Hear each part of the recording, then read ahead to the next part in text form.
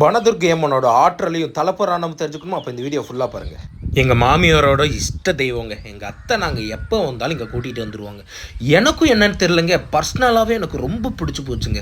ஏன்னா இது இருந்துட்டு வனதுர்க்கை அம்மனுங்கிறனால அந்த காலத்தில் இது காடாக மேபி இருந்திருக்கலாம். அங்கே இருந்துட்டு இந்த சாமி எழுந்தருளி இருக்குன்னு சொல்கிறாங்கங்க.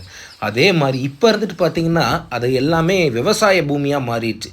இருந்தாலும் அதோட பசுமை மாறாமல் அவ்வளோ அழகாக குளிர்ச்சியாக பின்னாடியெல்லாம் இருந்துட்டு பார்த்திங்கன்னா அந்த குயில் சத்தம், கிளி சத்தம், காக்கா சத்தம்னு அவ்வளோ இனிமையான சத்தத்தோட அமைதியின் சொரூபமாக ஆத்தா உட்காந்துருப்பாங்க. நாங்கள் போனோன்னே அழகாக பிள்ளையாருக்கெல்லாம் இருந்துட்டு பார்த்திங்கன்னா தேங்காய் உடச்சி எல்லாமே பண்ணிட்டோங்க. ஆனால் என்ன, அங்கே ஒரு கடை கூட கிடையாது. வரப்பே எல்லாமே வாங்கிட்டு வந்துடணுங்க. பூசாரி தான் நம்மளுக்கு மேபி அரேஞ்ச் பண்ணி தருவார். பூசாரி இல்லை, அதனால் ஃபஸ்ட்டு பிள்ளையாரை கும்பிட்டு அந்த ஓடையை பார்க்குறப்போ ரொம்ப அழகாக இருக்குங்க. இதெல்லாம் எனக்கு படத்தில் பார்க்குற மாதிரி தாங்க இருக்கும். ஏன்னா நான் அதிகமாக சிட்டிலேயே இருந்ததுனால எனக்கு இந்த மாதிரியான ஒரு லொக்கேஷனில் ஒரு சாமி இருக்கிறத பார்க்குறப்போ ரொம்ப அற்புதமாகவே தெரியும். எனக்கு அதுவும் இல்லாமல் இந்த தண்ணினாலே ரொம்ப சின்ன வயசுலேருந்தே பிடிக்கும். இந்த ஓட போடுற அழகு, அதை தாண்டி போனால் சாமி அவ்வளோ அழகாக இருந்ததுங்க. அதுக்கப்புறம் பார்த்திங்கன்னா அந்த டெஸ்க்காக போட்டிருப்பாங்க. அதில் இருந்துட்டு பார்த்திங்கன்னா மரங்களை தான் ஊனி வச்சுருப்பாங்க. என்னென்னா இந்த அம்மனுக்கு கோவம் வந்துருச்சுன்னு வச்சுக்கோங்க, இருக்கிற மரத்தையெல்லாம் பிடுங்கி எரிஞ்சிருமாம்மா. அப்படி ஒரு கதையும் சொல்லுவாங்க எங்கள் அத்தை. ஆக்சுவலி இந்த சாமி எப்படி உருவானதுக்கு ஒரு கதை சொன்னாங்க. என்னென்னா துர்க்கையம்மன், காண்டியம்மன் இவங்க இருந்துட்டு பார்த்தீங்கன்னா ரெண்டாவது சிஸ்டர். ஃபஸ்ட்டு சிஸ்டருக்கு இருந்துட்டு பார்த்தீங்கன்னா காண்டியம்மன், அவங்களுக்கு இருந்துட்டு பார்த்தீங்கன்னா குழந்தைங்கள் இருக்கும். அந்த குழந்தைங்களை பார்க்க போகலான்னு இவங்க போனப்பையும் அவங்க இந்த குழந்தைய இவங்க பார்க்கக்கூடாது, ஏன்னா அவங்களுக்கு குழந்தை இல்லை அப்படிங்கிறனால அவங்க மறைச்சி வச்சதுனாலையும் அந்த அம்மனுக்கு கோவம் வந்து இங்கே வந்து உக்காந்ததாகவும், இந்த அம்மாவை நம்பி யாரெல்லாம் வந்து இந்த குழந்தை உரம் வேணும்னு கேட்குறது, குழந்தைக்கு உடம்பு சரியில்லாமல் போகிறது, அதையெல்லாம் தீர்த்து வைக்கிறதுக்கு இந்த சாமி வந்து வழிபட்டால் கண்டிப்பாக நல்லது பண்ணி கொடுக்குன்னு சொல்லுவாங்க. இங்கே சுற்றுப்பட்டில் இருக்க எல்லா கிராமங்கள்லையும் இந்த சாமி அவ்வளோ ஃபேமஸாக இருக்குங்க.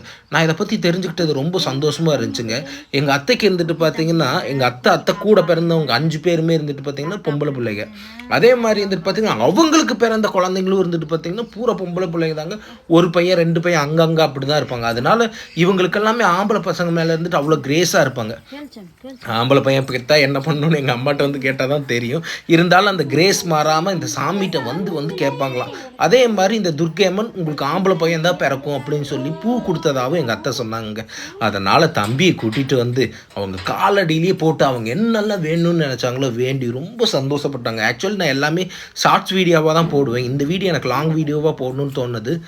எனக்கு பிடிச்சிருக்குங்க, பர்சனலாக பிடிச்சிருக்கு. எல்லாம் பார்க்குறவங்க எல்லாத்துக்கும் நல்லது நடக்கணும். இந்த வீடியோவில் இருந்துட்டு பார்த்திங்கன்னா எத்தனையோ பேர் என் கமெண்ட்ஸில் எனக்கு இருந்துட்டு குழந்தை பாக்கியம் இல்லை, உடல் நலம் இல்லை, எனக்காக இதை ப்ரே பண்ணிக்கோங்க, எனக்கு இருந்துட்டு உடல் நலம் சரியில்லை, அந்த மாதிரி கமெண்ட்ஸ் தாங்க அதிகமாக வருது. இந்த சாமியை பார்க்குற எல்லாரும் கண்டிப்பாக அந்த சாமியை கும்பிடுங்க. உங்களால் இருந்துட்டு நேரில் வர முடியலனாலும் இந்த ஃபோன் வழியாக கும்பிட்டுக்கோங்க. அந்த ஆத்தா கண்டிப்பாக குழந்தை இல்லாதவங்களுக்கு குழந்தை வரணும், குழந்தைங்களுக்கு யாருக்காவது உடம்பு சரியில்லாமல் போச்சுன்னா அதையும் இந்த ஆத்தா நிறைவேற்றி கொடுப்பாங்க.